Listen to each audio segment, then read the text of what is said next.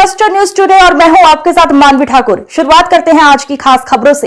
भाजपा सांसद संबित पात्रा ने कहा, आज राहुल गांधी ने एक प्रेस वार्ता की और उन्होंने मतदाता सूची पर भी बात की। राहुल गांधी कोई पहली बार संवैधानिक संस्था पर हमला नहीं कर रहे हैं, मगर जिन राज्यों की इनकी जीत होती है, राहुल गांधी उन राज्यों की वोटर लिस्ट को हमारे समक्ष पेश क्यों नहीं करते?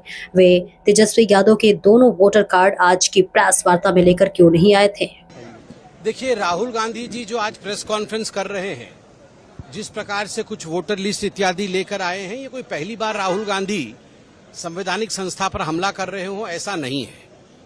मगर प्रश्न उठता है कि जिन राज्यों में इनकी जीत होती है, तेलंगाना में जीत हुई, कर्नाटक में जीत हुई, हिमाचल प्रदेश में जीत हुई, झारखंड में इनके अलायंस की जीत हुई, क्या एक बार भी आपने देखा है कि राहुल गांधी वहां के वोटर लिस्ट को पकड़ कर आकर आपके सामने प्रस्तुत कर रहे हैं?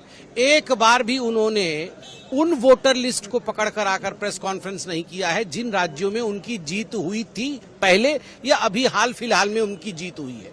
तो स्वाभाविक रूप से ये एक तरह से नाच न जाने आंगन टेढ़ा पॉलिटिकल चुनाव किस प्रकार से लड़ा जाता है, लोगों में उनकी पैठ नहीं है, लोगों में माननीय मोदी जी के प्रति एक प्यार का भाव है क्योंकि उन्होंने अच्छा काम किया है, तो स्वाभाविक रूप से लोग वोट देते हैं। मैं तो आज राहुल जी से पूछना चाहूंगा, आप इतने प्रिपरेशन के साथ आए थे तो अपने ही अलायंस के बड़े नेता तेजस्वी यादव जी के भी दो वोटर आईडी कार्ड थे, वो भी दोनों वोटर आईडी कार्ड लेकर आते कि दोनों वोटर आईडी कार्ड थे, देखो जी ये कट गया है कि एक बचा हुआ है, उस पर तो कोई कमेंट नहीं किया है। स्वाभाविक रूप से राहुल गांधी जी कहीं न कहीं आज जो प्रेस कॉन्फ्रेंस कर रहे हैं वो एक तरह से बिहार के चुनाव से पहले एंटीसिपेटरी बेल है कांग्रेस पार्टी का कि देखो चुनाव के नतीजे आए उससे पहले किसके ऊपर ठीकरा फोड़ना है, वह ठीकरा वो फोड़ रहे हैं। महाराष्ट्र में भी चोरी हुई इस प्रकार का बयानबाजी कर रहे थे। मुझे आप बताइए, महाराष्ट्र में खुद के इनके नेता बोल रहे हैं कि हमारी तैयारी ठीक नहीं थी, कोई वोट चोरी नहीं हुई। और दूसरा मैं पूछना चाहता हूं, आप तमाम मीडिया के मेरे साथी हैं, हम सब भारत के लिए काम करते हैं, आप लोगों के न्यूज में दिखाया गया है कि लगभग 1,60,000 बीएलए हैं बिहार के अंदर। बीएलएज, ये बीएलए इनका क्या काम है? ये सभी पॉलिटिकल पार्टीज अपना अपना बीएलए अपॉइंट करती है।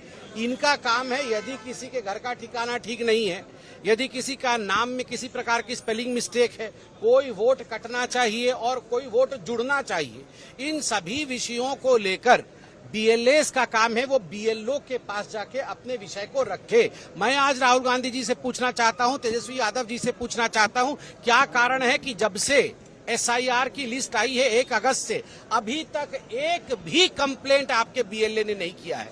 प्रेस कॉन्फ्रेंस करके इलेक्शन लड़ना है या जो संवैधानिक प्रक्रिया है जिसमें कि बीएलओ के पास जाना होता है? हम सब भी कई बार जब पहले राजनीति में नहीं थे, हमने देखा है बगल वाले का नाम गलत हो गया है, किसी का नाम कट गया है, कोई मृत है तो उसका नाम चढ़ा हुआ है, कोई जीवित है तो उसका नाम कट गया है। तो बीएलए जाते थे, बीएलओ को कंप्लेन करते थे, नाम कटवाते थे या नाम जुड़वाते थे। इस प्रकार से राजनीति होती है, इस प्रकार से जमीन की समझ होती है। केवल ये प्रोफेसर के पाती या हार्वर्ड की तरह आके यहाँ पर ऐसे ऐसे करके दिखाने से ये राजनीति नहीं है। हार्ड वर्क करिए, ये हार्वर्ड की तरह प्रेस कॉन्फ्रेंस करने से कुछ